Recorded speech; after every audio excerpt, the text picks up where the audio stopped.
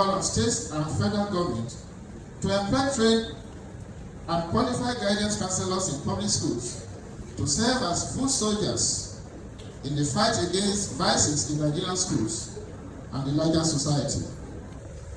Let me conclude this short address by stating that the task of molding young mind is a joint venture that should not be left to the counselor alone. I therefore call on teachers, parents, and religious bodies to join hands together so that we can raise decent and true leaders of tomorrow for our beloved country, Nigeria. We are happy people, are we not? Yeah. So when an organization like this has been organized for us, we are all happy. We really need to appreciate the efforts they put into it. The chairman, his vice, and his team. They have done wonders. Thank you very much for this organization.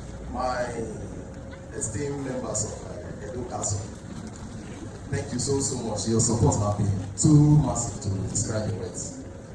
Distinguished guests, award recipients, members of the Counselling Association of Nigeria, it's with immense joy, profound gratitude, and a deep sense of responsibility that I stand before you today as the chairperson of the local organizing committee of the historic 5th annual conference of Edo State Chapter. Indeed, an honor for having been called upon by the chairman of the local organizing committee and the chairperson of the Edo State Chapter of the very noble Counselling Association of Nigeria to present the keynote address the 5th annual conference due to terrorism, banditry, food shortage, and the general poor living conditions of people as a result of homelessness, destitution, joblessness, unemployment, all of which results to functional disorders of various psychopathological dimensions. These challenges can't be handled by just a sector. We must all collaborate. The government, because each time things happen, we keep calling on government. But for us to solve these challenges that has been mentioned, we need all stakeholders, to be As I listen to you, sir, I'm an economist. I just have to pick some key economic variables that you refer to. The issue of insecurity, unemployment, inflation. When you add inflation and unemployment together, you have a situation we refer to as misery index or discomfort index. In Nigeria, the environment we are is not secure. And because it's not secure, businessmen, enterprise, they should be motivated. It's deliberate what attempt. In looking at the issue of unemployment, every day we have young persons leaving school. Where will they get job? Of us, like he said, we have stress up. We have one way or the other good response to the issue of stress and the issue of mental health issues in Nigeria. The government.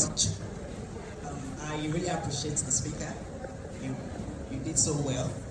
I want to come from the aspect of the government. A few months ago, our education lobby governor of Edo State, Senator Monday Okwemo, just employed 1,500 teachers in the senior secondary schools in Edo State.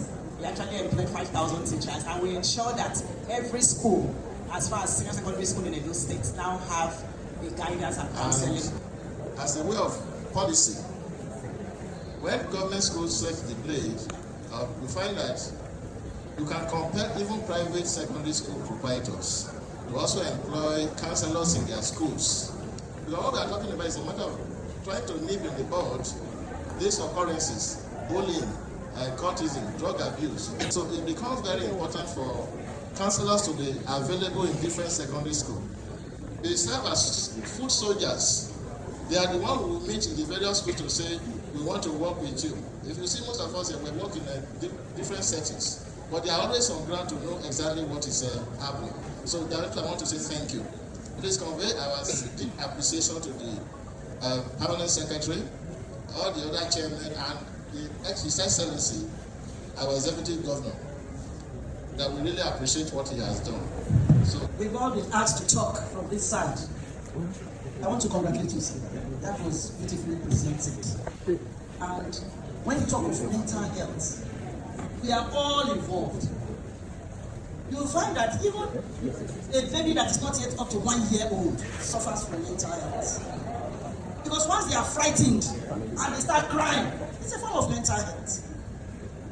Prof, am I wrong? that's our baba of mental health around. So we find that it is the topic, the speech is timely. We should all be careful. We should, because the line between health and stress, between stress and distress, is so tiny. Yet we all need some level of stress to survive.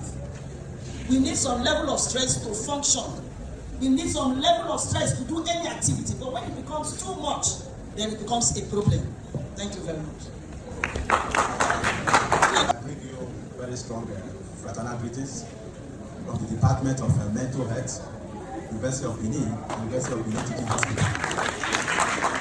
So we'd like to congratulate you that you have chosen a very appropriate topic. And then we like to say that we are glad that you have been able to sustain what you have been doing, because we can understand now that this is your 5th annual conference. There cannot be health without mental health.